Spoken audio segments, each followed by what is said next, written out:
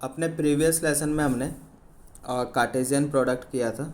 ठीक है, हमने बोला था कि रिलेशन करने से पहले कुछ बेस तैयार कर लेते हैं। तो लेसन 1 में वो हमने तैयार कर लिया है बेस।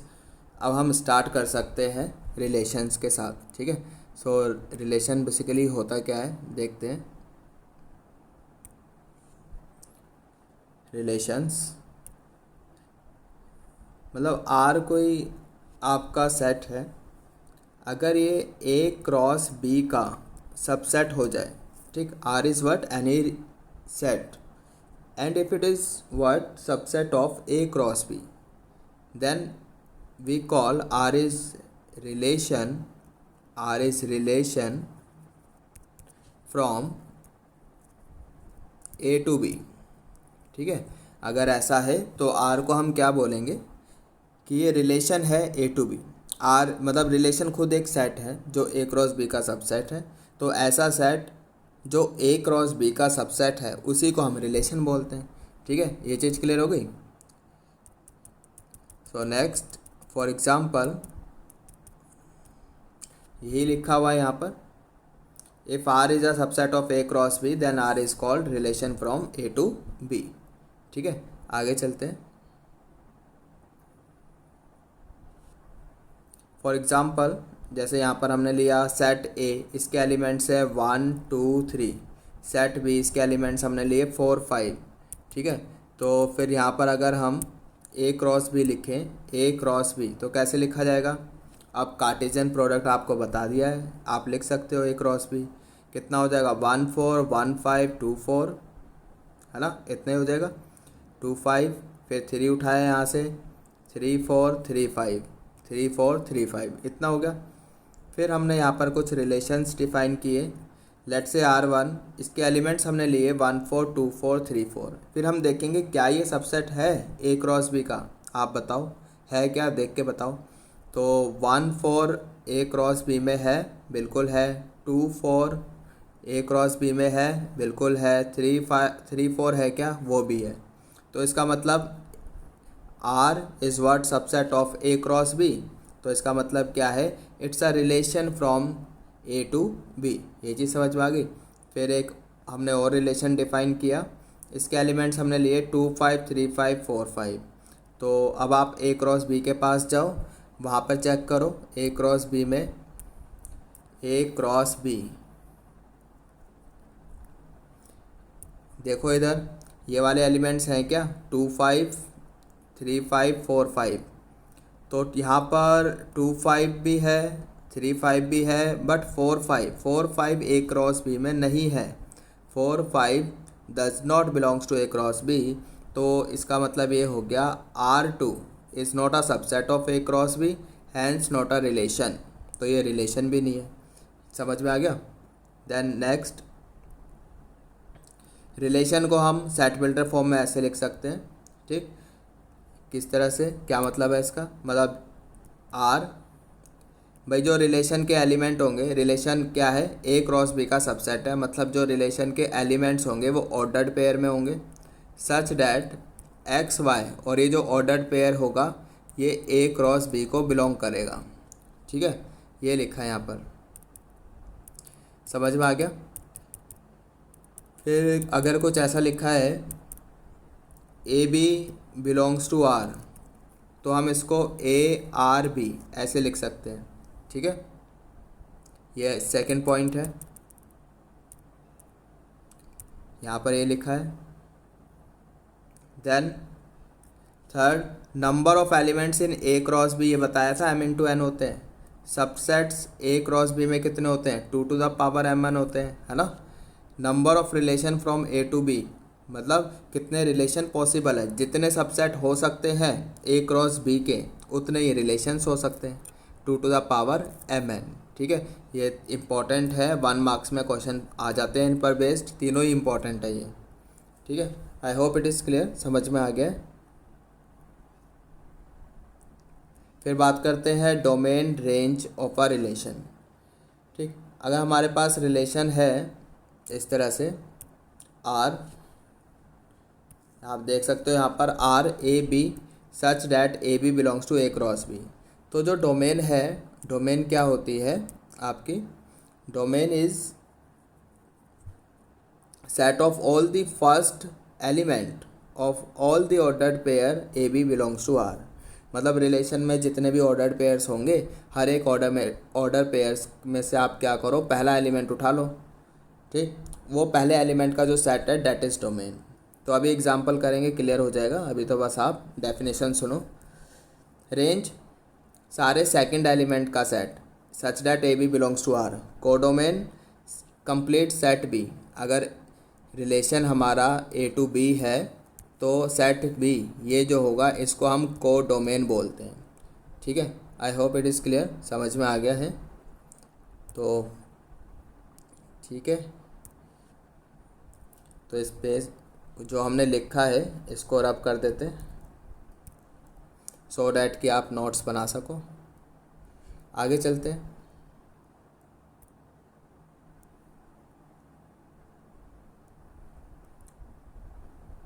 तो एग्जांपल करते हैं। अभी हमने जो पढ़ा है domain and range, domain and range निकालनी है। फॉर एग्जांपल एक रिलेशन हमने लिया R X Y such that X belongs to A, Y belongs to A and X plus two Y equals to 10। ठीक है, और सेट ए आपको दिया हुआ है, इसके एलिमेंट्स है 1 से लेकर 10 तक, आप देख सकते हो। ठीक है, स्क्रीन पर 1 2 3 4 5 6 up to 10। We have to find domain range and codomain, सभी कुछ निकालना है। ठीक है, तो करेंगे क्या, अभी जो आपको रिलेशन दिया है ये सेट बिल्डर फॉर्म में दिया है, तो पहले आप इसको रोस्टर फॉर्म में कर लो। ठीक है, रोस्टर फॉर्म में जब लिख लेंगे तो वहाँ से हम इजीली बता सकते हैं कि डोमेन रेंज एंड कोडोमेन क्या है। क्लियर है? तो ठीक है, फिर करना शुरू करते हैं। रोस्टर फॉर्म लिखते हैं। ये हमको एक्स और वाई में रिलेशन दिया है ना। अगर X Y belongs to R है तो एक्स और वाई के बीच में रिलेशन क्या है, x plus 2y equals to 10। यानी कि 2 यहाँ से आप y निकाल लो, y कितना आ गया आपका 10 माइनस एक्स बाई 2। अब आप क्या करो, x की वैल्यू कहाँ से आएगी, सेट ए में से आ जाएगी। तो 1 2 3 4 अप टू 10 x की वैल्यू रखना शुरू कर दो। ठीक है, तो जो आउटपुट आपका आएगा, जो मतलब y की वैल्यू आएगी, तो वो जो वैल्यू है वो भी सेट ए की होनी चाहिए, बिकॉज हम जो रिलेशन है वो ए टू ए ले रहे हैं। ठीक है, तो जो आउटपुट है वो भी सेट ए में ए को बिलोंग करना चाहिए। फॉर एग्ज़ाम्पल जैसे हमने x को 1 रखा, x को 1 रखने पर बेटा यहाँ पर आउटपुट कितना आ जाएगा, 10 माइनस 1/2 वी गेट 9/2। 9/2 तो ए को बिलोंग नहीं करता, तो इसका मतलब ये है कि ये वाला जो ऑर्डर्ड पेयर है 1 9/2 ये आर को बिलोंग नहीं करेगा। ठीक है, ये आर में नहीं होगा, तो इसका मतलब है, ठीक समझ में आ गया, तो ये ऑर्डर्ड पेयर आर में नहीं होगा। तो बस सिमिलरली आप बाकी वैल्यूज़ भी रख के देखो। जब आपने 2 रखा y 4 आ गया, इसका मतलब है कि 2 4 आर का एलिमेंट है। 3 रखा y 7/2 आया, इसका मतलब 3 7/2 आर का एलिमेंट नहीं है। ठीक, 4 रखा y 3 आ जाएगा, तो 4 3 आर का एलिमेंट है, यहाँ पे ये भी था। 6 रखा 2 आ गया, तो 6 2 आर में हो जाएगा। x को 8 रखा, y आपका 1 आ जाएगा, तो 8 1 ये भी आर में हो जाएगा। ठीक है, बाकी आप 9 रखोगे, बाकी रख के देख लो आगे। हम तो यहाँ पर कहाँ तक रख सकते हैं, 10 तक। तो जब 9 रखोगे तो ये 1/2 बनेगा, है ना, तो वो भी रिलेशन में नहीं होगा। जब 10 रखोगे तो यहाँ पर 10 रखोगे तो y आपका 0 आ जाएगा, वो भी पॉसिबल नहीं है। Clear? I hope it is clear. तो अब हम यहाँ पर रिलेशन लिख लेते हैं।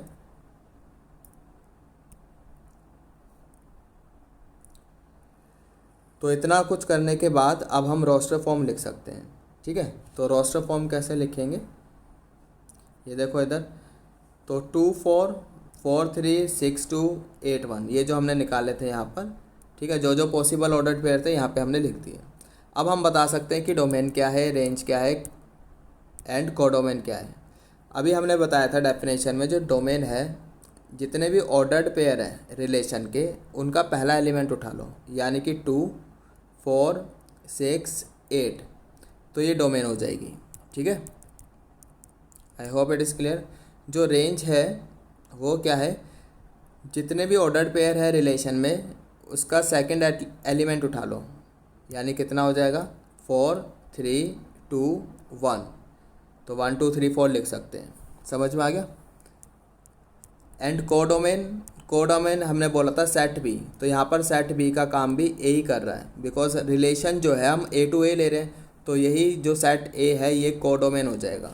तो कोडोमेन पूरा सेट हो गया A, that is 1 2 3 4 up to 10।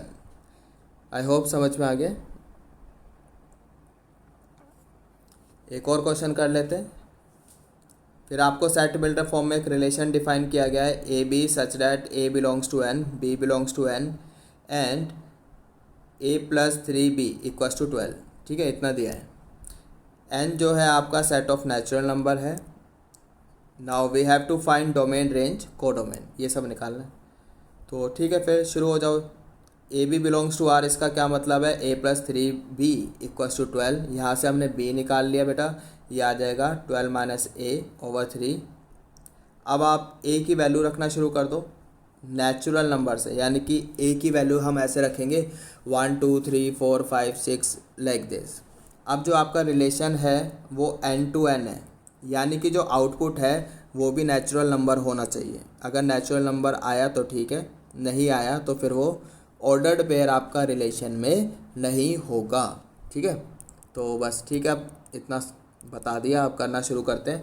ए को हमने 1 रखा, यहाँ पर ए को 1 रख के देख लो, ये कितना आ जाएगा 11/3, है ना। 11/3 आया। क्या ये नेचुरल नंबर है? नहीं है, does not belongs to natural number. इसका मतलब ये है कि ये जो ऑर्डर्ड पेयर है ना आपका 1 11/3, ये आपका रिलेशन को बिलोंग नहीं करेगा। ठीक है, डज नॉट, यहाँ पर एन लिखा है, आर कर लो, does not belongs to relation. ठीक है, फिर ए को अगर आपने 2 रखा, यहाँ पर ए को अगर 2 रखा तो फिर ये 10/3 बन जाएगा। ये भी आपका नेचुरल नंबर नहीं है, तो यहाँ से भी जो ऑर्डर्ड पेयर बनेगा आपका डैट इज़ 2 10/3, ये भी आपका रिलेशन को बिलोंग नहीं करेगा। ठीक है, तो यहाँ पर मैंने सिर्फ वही वाले ए की वैल्यूज़ ली हैं जिन पर आउटकम नेचुरल नंबर आ रहा है, जैसे 3 पर आएगा, 6 पर आएगा, 9 पर आएगा। तो जब ए को आपने 3 रखा तो यहाँ से आपका बी आ जाएगा 3, so 3 3 belongs to R. A को आप 6 रखोगे, बी आ जाएगा आपका 2, that is 6 2 belongs to R. A को आपने 9 रखा, बी आ जाएगा 1, यह बन जाएगा आपका 9 1 बिलोंग्स टू आर। ठीक है, अब आगे और कोई वैल्यू रख के देख लो आप। हमने तो 9 तक रखा है, 10 रख के देख लो। 10 जब आप रखोगे 10 यहाँ पर, तो ये आपका कितना बन जाएगा 12 माइनस 10 यहाँ पे रखनी है ना, तो ये आपका 2/3, तो ये भी नहीं चलेगा। 11 रख लो, अगर ए को आपने 11 रखा यहाँ पर तो 1/3, ये भी नहीं चलेगा। 12 रखा तो 0/3, ये भी नहीं चलेगा। 12 से बड़ी वैल्यू रखी तो नेगेटिव में आ जाएगा, वो भी नेचुरल नंबर नहीं होता, यानी और कोई पॉसिबिलिटी है ही नहीं। ठीक है, तो यही पॉसिबिलिटीज़ थी जो हमने लिखी है। सो नाउ फाइनली हम रिलेशन लिखते हैं रोस्टर फॉर्म में। सो 3 3 6 2 9 1, ये एलिमेंट्स आ गए। अब हम देख के बता सकते हैं कि डोमेन क्या है। सेट ऑफ फर्स्ट एलिमेंट्स 3 6 9, ये तो हो गई डोमेन। ठीक है, range set of second elements 3 2 1, that is 1 2 3, and codomain is what, set of natural number, because आपका जो रिलेशन है that is n to n, ये आपकी कोडोमेन हो जाएगी। समझ में आ गया भाई, codomain. I hope it is clear. आगे चलते हैं। Then comes inverse of a relation. Inverse of a relation, देखिए अगर हमारे पास कोई रिलेशन है, रिलेशन को सेट बिल्डर फॉर्म में ऐसे लिखेंगे, A B such that A B belongs to A cross B. ठीक है, यानी कि R is a subset of A cross B. तो जो इनवर्स होगा वो बी क्रॉस ए का सबसेट होगा, यानी जो इनवर्स होगा वो बी टू ए हो जाएगा आपका, ठीक है। Relation will be from B to A, ये चीज़ समझ में आ गई। तो यहाँ पर हम लिख सकते हैं जो इन्वर्स है उसके एलिमेंट्स क्या हो जाएंगे, बी ए, ठीक है। Such that B A belongs to B cross A, और कुछ इस तरह से भी लिख सकते हैं B A such that A B belongs to R, ठीक। तो ए बी आर के ही एलिमेंट है, तो इन्वर्स के एलिमेंट क्या हो जाएंगे, बी ए। फॉर एग्जांपल बहुत सिंपल है, जैसे रिलेशन दिया है उसके ऑर्डर्ड पेयर में जो एलिमेंट्स लिखे हैं उनको इंटरचेंज कर दो। जैसे यहाँ पर ए वन लिखा है, ए वन, तो इन्वर्स में हो जाएगा वन ए, ठीक है। तो हमने एक रिलेशन लिया है यहाँ पर आर, इसके एलिमेंट्स है a one b two c three. तो जो इन्वर्स के एलिमेंट हो जाएंगे आर इन्वर्स के, वो हो जाएंगे वन ए, यहाँ पर बी टू है, यहाँ पे टू बी हो जाएगा, सी थ्री है, थ्री सी हो जाएगा। तो इस तरह से हम इन्वर्स लिख सकते हैं, ठीक है, सिंपल है। फिर अच्छा, इसकी आर की डोमेन कितनी हो जाएगी, यहाँ पर आर की डोमेन, तो डोमेन ऑफ आर निकालो ज़रा कितनी हो जाएगी, A B three, A B C, A B C, और आर इन्वर्स की रेंज कितनी हो जाएगी, आर इन्वर्स की रेंज ये भी ए बी सी, तो ये तो दोनों इक्वल आ रही है ना, तो वही लिखा है यहाँ पर। So domain of R equals to range of R inverse, ठीक है।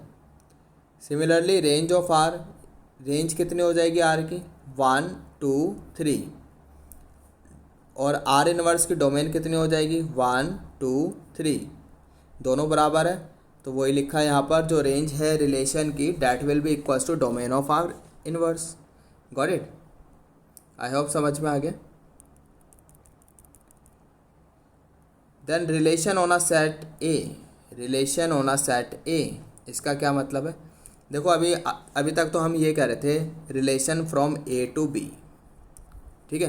अब हमें कोई दूसरा सेट नहीं दिया है, एक ही सेट दिया है, तो इसका मतलब ये हो जाएगा relation from A to itself, यानी कि relation from A to A, ये हो जाएगा। It means R is a subset of A cross A, समझ में आ गया। तो अगर एक ही सेट दिया है और उस पर रिलेशन बोला जा रहा है, इसका क्या मतलब है, R is a subset of A cross A. Got it. फिर हम आगे चलते हैं, next is types of relation. Types of relation, इसमें पहले आपका आता है null set, null relation, void relation या फिर एम्प्टी रिलेशन, कुछ भी बोल सकते हो, नल वॉइड एम्प्टी एक ही बात है, ठीक है। अच्छा, फिर हमको पता है भाई जो फाई है, फाई सेट जो होता है, it's a subset of every set, है ना, it's a subset of every set. तो अगर ये हर एक सेट का सबसेट होता है तो ये ए क्रॉस ए का भी सबसेट है ना। तो इसका मतलब क्या है, this is what, empty relation या फिर वॉइड रिलेशन या फिर null relation. Got it, I hope it is clear. हम यहाँ पर रिलेशन ऑन सेट ए बात कर रहे हैं, इसलिए यहाँ पर ए क्रॉस ए लिया है, समझ में आ गया।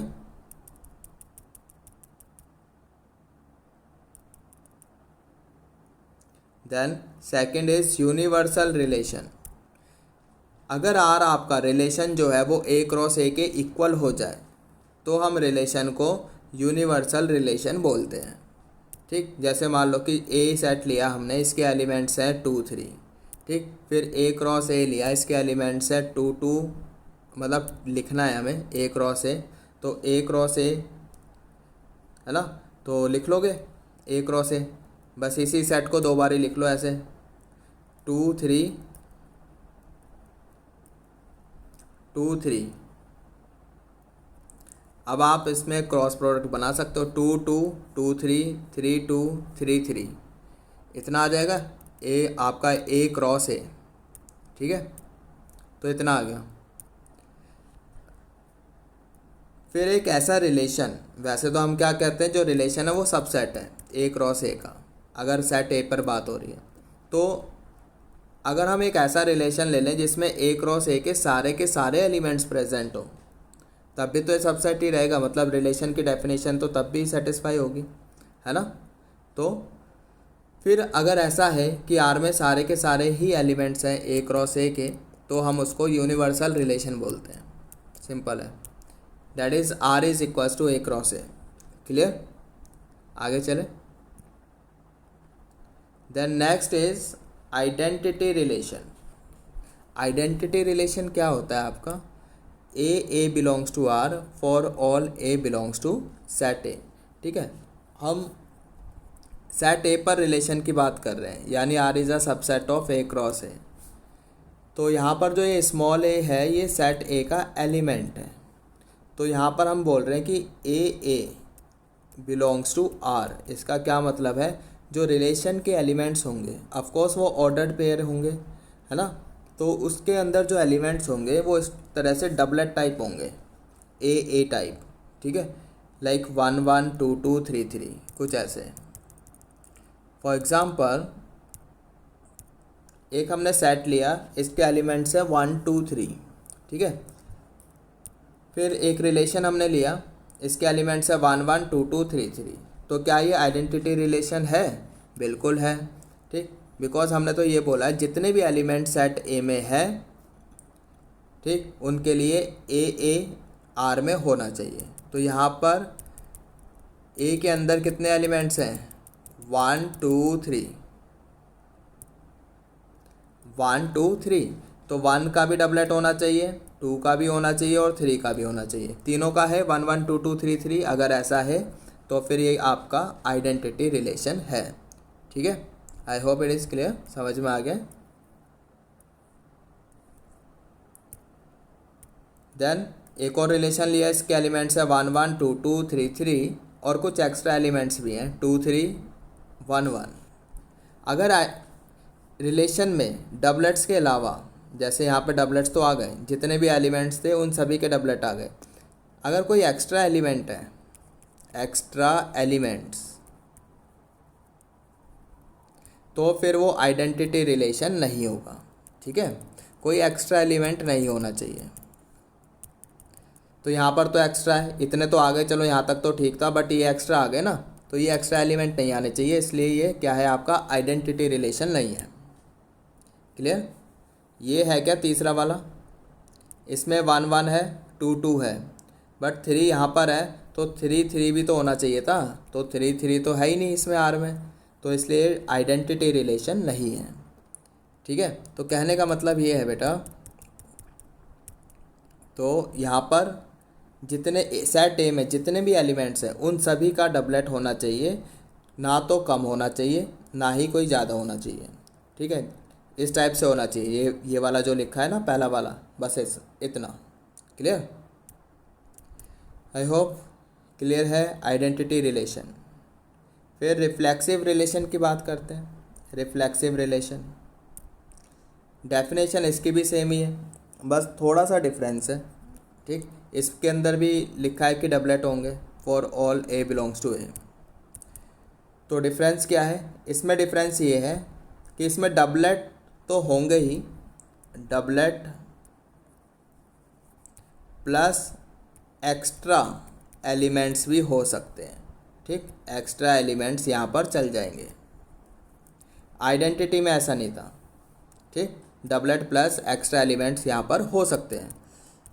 तो देखते हैं यहाँ पर, जैसे कि हमने बोला यहाँ पर सेट ए है, इसके एलिमेंट्स है 1 2 3। फिर हमने एक सेट लिया 1 1 2 2 3 3। तो क्या ये रिफ्लेक्सिव है? बिल्कुल है। ये आइडेंटिटी भी है और रिफ्लेक्सिव भी है, कोई प्रॉब्लम नहीं है इसमें। दूसरा वाला लिया 1 1 2 2 3 3 और यहाँ पर कुछ एक्स्ट्रा एलिमेंट्स भी हमने लिखे 2 3 1 3। ठीक है, तो अब क्या ये रिफ्लेक्सिव है? बिल्कुल है। अभी हमने बताया था डबलेट प्लस एक्स्ट्रा एलिमेंट हो भी सकते हैं। तो यहाँ पर जितने भी सेट के अंदर एलिमेंट्स हैं उन सब का डबलेट तो प्रेजेंट है, प्लस एक्स्ट्रा एलिमेंट्स भी हैं। तो अगर ऐसा है तब भी हम इसको क्या बोलेंगे? रिफ्लेक्सिव रिलेशन बोलेंगे। ठीक है, समझ में आ गया।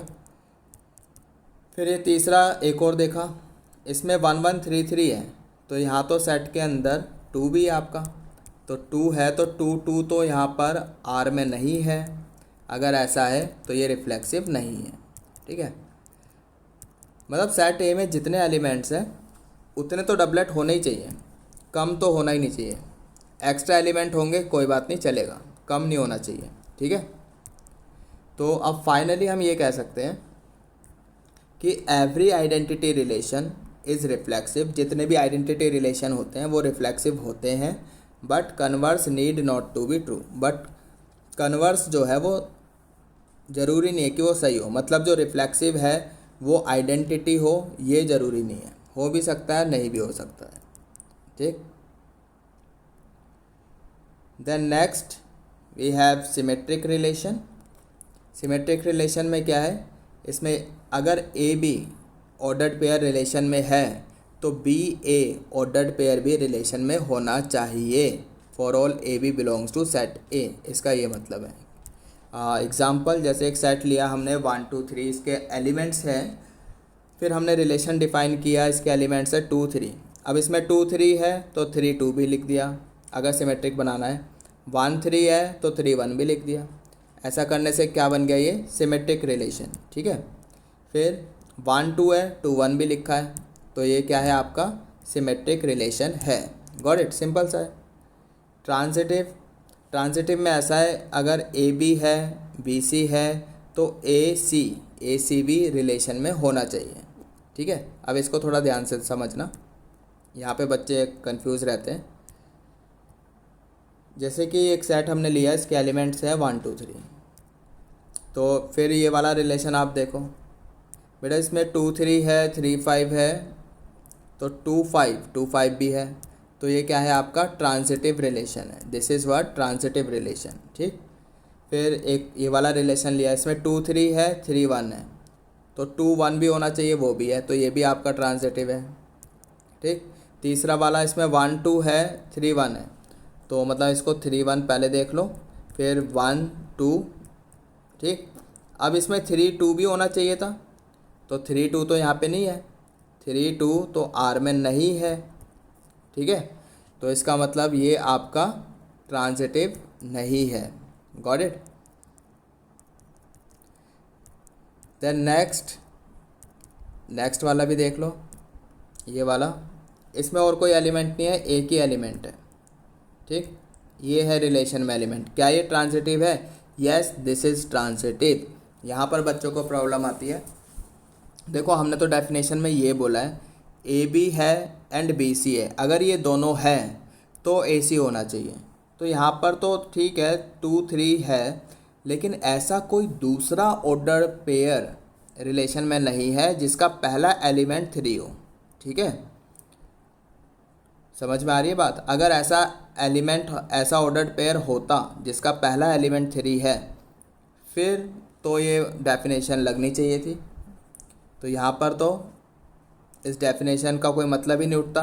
अगर ऐसा है, अगर कोई दूसरा ऑर्डर्ड पेयर एग्जिस्ट नहीं करता जिसका फर्स्ट एलिमेंट जो है, इस वाले केस की बात करते हैं, जैसे यहाँ पे इसका सेकंड एलिमेंट 3 है, तो ऐसा कोई और ऑर्डर पेयर नहीं है जिसका पहला एलिमेंट 3 है। अगर ऐसा है तो भी ये क्या है, ट्रांजिटिव है। ठीक है, तो इस बात को ध्यान रखना भाई, इम्पॉर्टेंट है। So this is transitive. Last वाला देखो ज़रा, इसमें 1 2 3 4 है, 1 2 3 4, क्या ये ट्रांजिटिव है? बिल्कुल, अभी भी ये ट्रांजिटिव है। देखो यहाँ पे 1 2 है, आपको कोई दूसरा ऑर्डर्ड पेयर यहाँ पे नज़र आ रहा है जिसका पहला एलिमेंट 2 है? नहीं ना। 3 4, आपको कोई दूसरा यहाँ पर ऑर्डर्ड पेयर नज़र आ रहा है जिसका पहला एलिमेंट 4 हो? नहीं, ऐसा भी नहीं है। तो अगर नहीं है ऐसा तो फिर ये ट्रांजिटिव है। Got it? I hope it is clear, समझ में आ गया। अच्छा, ये जो अभी हमने टाइप्स ऑफ रिलेशंस पढ़े हैं, इसमें आपका ये रिफ्लेक्सिव हो गया, सिमेट्रिक हो गया, ट्रांजिटिव हो गया, अभी आगे और पढ़ेंगे इक्विवेलेंस रिलेशन। ये सब मतलब ये +2 का पार्ट है आपका, +1 में नहीं पूछा जाएगा आपसे। ठीक है, और कंपटीशन के लिए तो सारे ही करना है खैर, लेकिन अगर +1 की बात करें तो आपके स्कूल एग्ज़ाम में नहीं आएगा, +2 वाले बच्चे उनके लिए आएगा। बोर्ड में आएगा ये बिल्कुल, और इम्पॉर्टेंट है।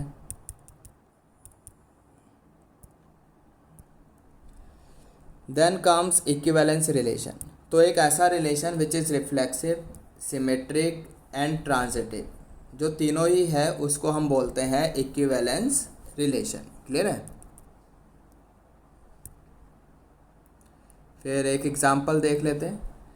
फिर हमने एक एग्जांपल लिया, आर एक रिलेशन है हमारे पास, और किस तरह से डिफाइन किया इसको, L1 L2 जो ऑर्डर पेयर है वो इस तरह से है इसके L1 L2, such that L1 और L2 में रिलेशन क्या है, ये L1 L2 लाइंस हैं, ठीक है, और ये दोनों लाइंस आपस में परपेंडिकुलर हैं, इसका ये मतलब है।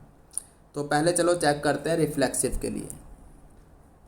L1 L2 belongs to R, इसका क्या मतलब है, L1 is perpendicular to L2, because इसी तरह से रिलेशन डिफाइन किया है। अब रिफ्लेक्सिव के लिए तो कुछ ऐसा होना चाहिए ना, L1 belongs to R, but according to relation इसका क्या मतलब हो गया, L1 is perpendicular to L1 is perpendicular to L1। ये बोलना सही है क्या? ये तो गलत है ना भाई। कोई लाइन अपने ही परपेंडिकुलर थोड़ी ना हो सकती है, बताओ, हो सकती है क्या? कोई लाइन अपने ही परपेंडिकुलर थोड़ी ना हो सकती, ये भी L1 और L1 परपेंडिकुलर तो हो ही नहीं सकती। तो इसका ये मतलब ये है कि L1 ये रिलेशन में नहीं हो सकता, ठीक है, तो ये रिफ्लेक्सिव तो नहीं है। Got it? लिखने का तरीका करेंगे कैसे, बोर्ड में इस टाइप के क्वेश्चन आ जाते हैं। L1 L2 belongs to R, इसका मतलब ये है, देन फिर पुट कर दो L2 को L1, फिर इसका मतलब है L1 perpendicular to L1 which is not true. तो यहाँ से हम कह सकते हैं कि L1 not belongs to R, hence not reflexive, ठीक है। फिर हम सिमेट्रिक चेक करते हैं। सिमेट्रिक कैसे चेक करेंगे, यहाँ पे देखो L1 L2 belongs to R, इसका मतलब है L1 जो है वो L2 के परपेंडिकुलर है। भाई अगर लाइन L1 और L2 ये आपस में L1 L2 के परपेंडिकुलर है, तो L2 भी तो L1 के परपेंडिकुलर है, तो लिख सकते हैं, है ना, L2 is perpendicular to L1, ये सही बात है। अगर ऐसा है तो लिख सकते हैं कि L2 L1 ये ऑर्डर्ड पेयर भी बिलोंग्स करता है R को, ठीक है। तो बस हो गया सिमेट्रिक, L1 L2 आ गया, L2 L1 आ गया, तो hence this is symmetric relation, ये सिमेट्रिक है, ठीक है। नेक्स्ट ट्रांजिटिव चेक करते हैं, ट्रांजिटिव है क्या, वो आप ऐसे देख लो भाई, एक लाइन L1 है, L1 is perpendicular to L2, ये लाइन आपकी L2 हो गई, और L2 जो है वो L3 के परपेंडिकुलर है। तो आप ऐसे देखो L1 L2 के परपेंडिकुलर है, यहाँ पर L2 is perpendicular to L3, तो क्या L1 एंड L3 ये आपस में परपेंडिकुलर है? नहीं ना। तो इसका क्या मतलब हो गया, इसका ये मतलब हो गया कि L1 L3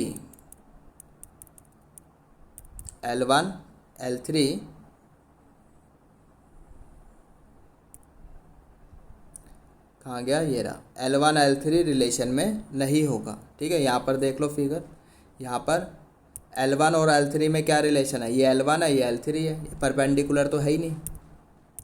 लिखने का तरीका ऐसे है, L1 L2 belongs to R and L2 L3 belongs to R, इसका मतलब है L1 L2 परपेंडिकुलर है, इसका मतलब है L2 L3 परपेंडिकुलर है, तो clearly L1 is not perpendicular to L3, hence L1 L3 not belongs to R, इसका ये मतलब हो गया ना। तो hence we can say that this is not transitive. तो ये जो फंक्शन अभी रिलेशन हमने एग्जांपल लिया है, दिस इज़ ओनली सिमेट्रिक, ठीक है। तो ये सिर्फ सिमेट्रिक है, ये आंसर है इसका। समझ में आ गया भाई? तो इस तरह से हम चेक कर सकते हैं। तो ठीक है, इस लेसन में हम इतना ही करेंगे, बाकी अपने नेक्स्ट लेसन में करेंगे, देखते हैं क्या करना है आगे।